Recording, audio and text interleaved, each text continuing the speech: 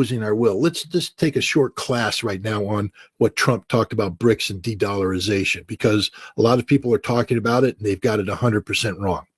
The notion that Donald Trump came in and lectured BRICS about de-dollarization and threatened BRICS with 100%, 150% tariffs, and BRICS collapsed like a house of cards in fear over the wrath of Donald Trump. That's a narrative that's coming out. Trump is encouraging that narrative. It's absurd as the day is long.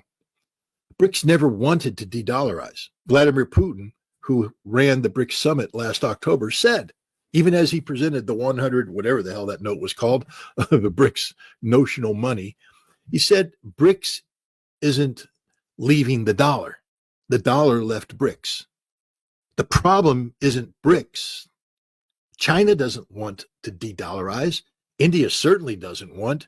Brazil has said de-dollarization will not be at the top of the agenda or even on the agenda in the Brazilian-led BRICS summit this year. Why? Because de-dollarization makes no sense. I mean, you have to do it if the dollar is going to be denied to you, but economically it's inefficient. It's expensive. It makes no sense. Nobody wants to de-dollarize. What they want, though, is that the dollar be available to them without consequence. So what Trump has said is that if you de-dollarize, I'll sanction you. Okay, that's one side of the equation. But now you tell me, if Donald Trump enters into a multi-trillion-dollar joint exploitation venture and opens up the Russian economy for American investment, is he going to do it without the dollar or with the dollar?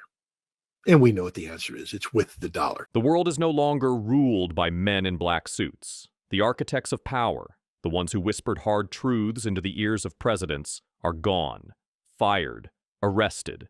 What remains? A broken system, stumbling, chaotic, leaderless. And now, Donald Trump sees it for what it is, a monster without its creator. And he's making a choice that could shake the very foundation of global order. Scott Ritter paints a picture of a world in transition, a power structure once controlled by unseen hands now reduced to a chaotic mess. He argues that Trump recognizes the collapse of the so-called rules-based international order and is shifting America's strategy. The narrative of Trump strong-arming BRICS into submission? Ritter dismisses it as a fantasy. Instead, he suggests that BRICS never intended to abandon the dollar entirely, and Trump's real game is about control, not confrontation. If Trump opens the doors to Russian-American economic cooperation, will he do it without the dollar? Or is this the beginning of a financial realignment that reshapes everything? The fog of war is dense. And amid the shifting front lines in Ukraine, one event stands out. A story so audacious, so daring, that it seems ripped straight from the pages of ancient history. The battlefield isn't just defined by firepower and strategy, but also by deception, patience, and unexpected maneuvers. And what unfolded in the Suja sector was nothing short of legendary. A covert infiltration, a calculated strike, and the collapse of an entire defensive line, all orchestrated with a move so cunning that it mirrored the greatest deception of antiquity, the Trojan horse. But this time, it wasn't a wooden horse that breached the walls. It was steel pipelines. Imagine 800 soldiers crammed into dark, cold pipelines, waiting in silence. No movement, no light, no sound, just the rhythmic echoes of their breath as they prepared for the moment to strike. These men, dubbed the 800 Spartans by Russian sources, were not ordinary troops. They were selected, trained, and tasked with executing one of the most daring infiltration operations of the war. But how did this happen? How did an entire battalion of troops manage to position themselves behind enemy lines without being detected? The answer lies in a perfect storm of political decisions, battlefield conditions, and sheer opportunism. Before 2025, Ukraine had been a major transit hub for Russian natural gas flowing to Europe. However, as tensions escalated, Kyiv made a bold move. It shut down these pipelines, cutting off a major revenue stream for Moscow and severing energy ties between Russia and European nations like Slovakia and Hungary.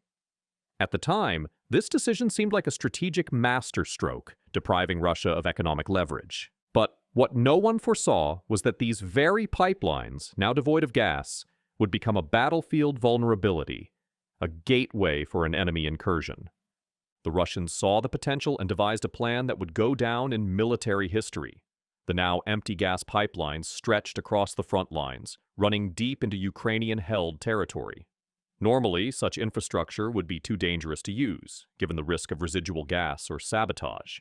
But with the pipelines inactive and largely forgotten in the chaos of war, they became an unguarded corridor, a perfect passage for an elite strike force. The operation began with absolute secrecy. Over 5 different military units participated in its planning and execution, bringing together specialized troops from across the Russian armed forces. In a coordinated effort, 800 soldiers, 2 full battalions, entered the pipelines from multiple points, moving in utter silence through the confined steel tunnels. For 4 days, they waited. No movement. No contact with the outside world. Just the knowledge that at any moment, the order could come, and they would have to erupt from the underground like a storm. The psychological endurance required for such an operation was immense. Claustrophobia, exhaustion, and the mental toll of waiting in pitch-black conditions would break lesser soldiers. But these 800 Spartans held firm, biding their time for the perfect moment. Then, on March 10th, the order came. Like a dam breaking, the Russian troops burst from the pipelines in a surprise assault, attacking the northeastern sector of the Sudzha agglomeration. The targeted area was an industrial zone and a key road intersection, a nerve center for Ukrainian defenses in the region. Caught off guard, the Ukrainian forces were thrown into chaos. The sudden emergence of an entire battalion behind their lines shattered their defensive cohesion.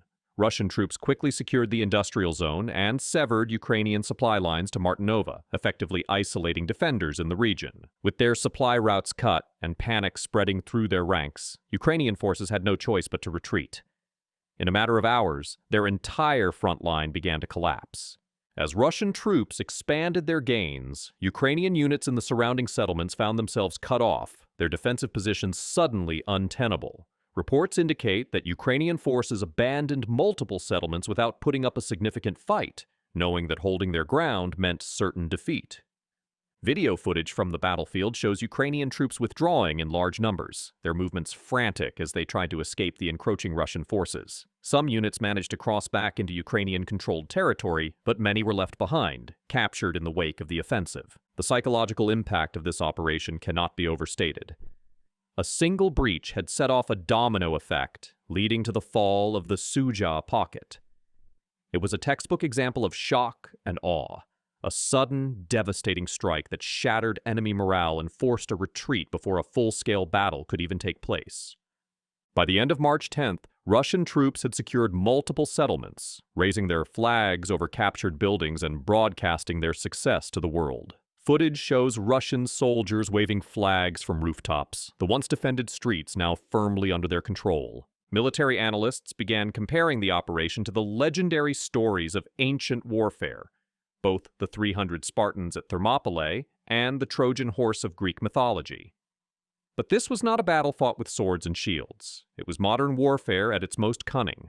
A forgotten piece of infrastructure had been repurposed into a weapon of war, and in doing so, had rewritten the rules of the battlefield. With the fall of Sudzha, the broader implications of the operation are now being debated. The collapse of Ukrainian defenses in this sector has given Russian forces a critical foothold, one that could pave the way for deeper advances into Sumy region. For Ukraine, this defeat raises urgent questions. How did such an operation go undetected? Were there intelligence failures? Or was it simply an inevitable consequence of stretched resources and an overextended front line? Meanwhile, pro-Russian analysts have hailed the operation as a turning point, a strategic coup that highlights the ingenuity and adaptability of Russian military tactics. Ukrainian forces now face a new reality. The enemy is not only advancing through conventional means, but is also finding ways to exploit overlooked vulnerabilities in ways that were previously unimaginable. Military history is filled with legendary battles, moments where cunning and strategy trumped sheer force. The Trojan Horse, Hannibal's crossing of the Alps, and now the Thunder operation through the Trojan Pipe. It serves as a stark reminder that, in war, innovation and deception can sometimes be the most lethal weapons. As the dust settles, one thing is clear. This was not just a battle for territory, it was a battle of wits.